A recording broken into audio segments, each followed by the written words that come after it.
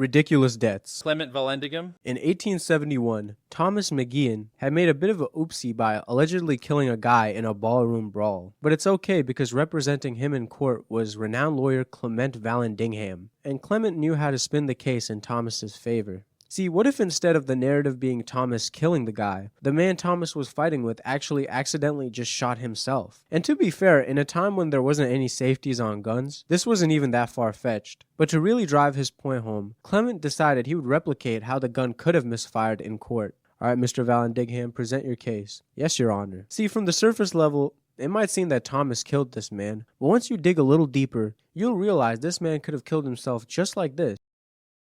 See guys, it's really just as easy as this. In the end, Thomas was found innocent on the charges and walked out a free man. Anyway, he ended up getting gunned down a couple years later, so yeah.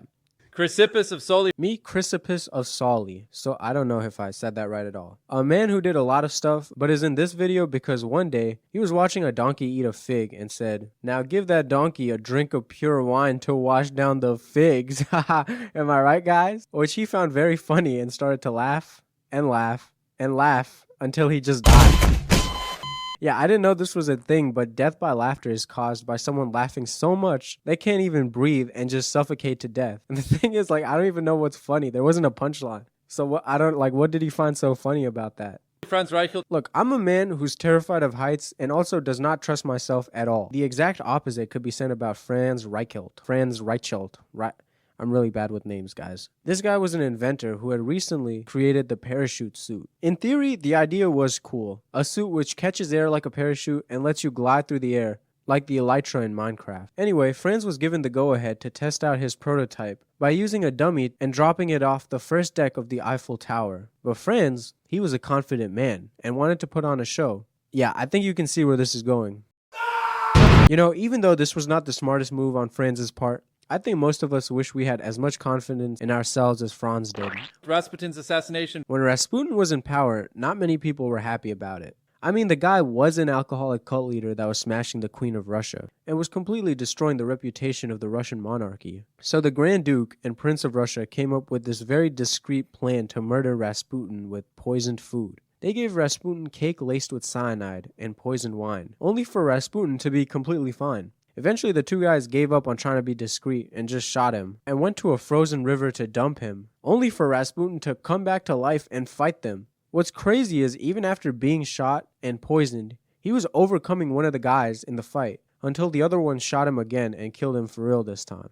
Viagra overdose. In 2009, a 28-year-old Sergei Tuganov made a bet with two women that he could last a full 12 hours with them. Now, obviously, this is a hard task for any man. Get it? Hard? Anyway, to make sure Sergei didn't lose his bet, he swallowed a couple dozen Viagra throughout the session. And in the end, he was able to make it the full 12 hours. Unfortunately for him, though, he suffered a heart attack right after. And I saw a bunch of people in the comments talking about like, oh, this is such an amazing way to go out. But could you imagine blue-balling yourself for 12 hours only to die of a heart attack right after? After torture, that has to be like one of the worst ways to go out. The death of Draco.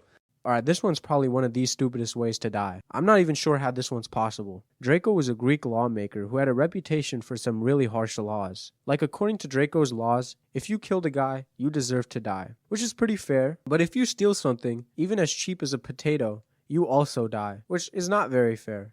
Anyway, despite these crazy ass laws, the people of Athens loved this guy. And one day when he was giving a speech, the audience was throwing hats and pieces of clothes at him as a sign of appreciation. I don't know why they did that, I guess it's just an ancient Greek thing. But they kept on throwing shit at him, till eventually, so much stuff was on him that he ended up choking on all the hats and scarves, and then died. Tycho Brahe's bladder. Tycho Brahe, a man who was both a genius astronomer and a loose screw who did seemingly random things for most of his life, including hiring a psychic dwarf and having a pet moose which loved to party and get wasted, which wasn't a problem till it tried to go down some stairs while being drunk and died. Honestly, that moose could have been on this list. Anyway, Tycho's death was just as ridiculous as the rest of his life. So basically, he joined this large banquet and while eating, needed to go pee. But leaving the banquet table before the meal was finished was seen as super disrespectful. So Tycho Brahe just waited there, piss pressure slowly building up, till eventually his bladder exploded. Alright, I'm kidding, it didn't actually explode. He just got bladder problems from holding in his pee for too long and then died 10 days later. Edmund Ironside toilet.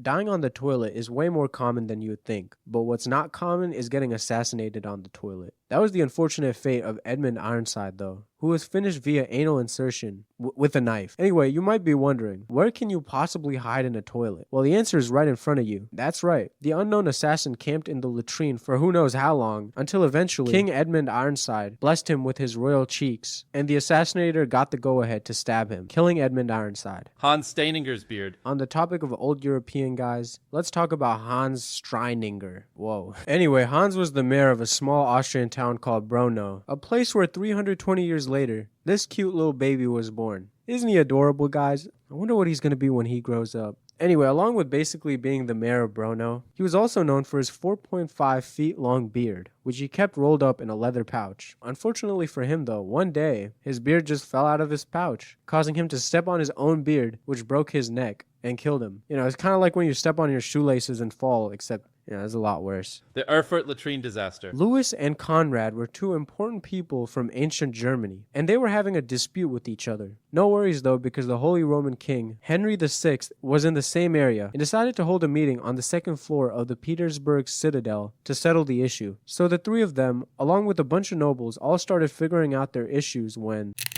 all of a sudden, all of the people's weight broke the second floor, causing most of them to fall into a pit of poop, which caused most of them to suffocate. Immediately after the incident, King Henry got the hell out of there, while 60 nobles died in that poop because of suffocation or just drowning in the poop. Shitty way to go out. Get it, guys? Because they drowned in the poop, and so then... Anyway, those were the 10 most ridiculous deaths throughout history. Like and subscribe, comment any video ideas, and have a good day. Goodbye.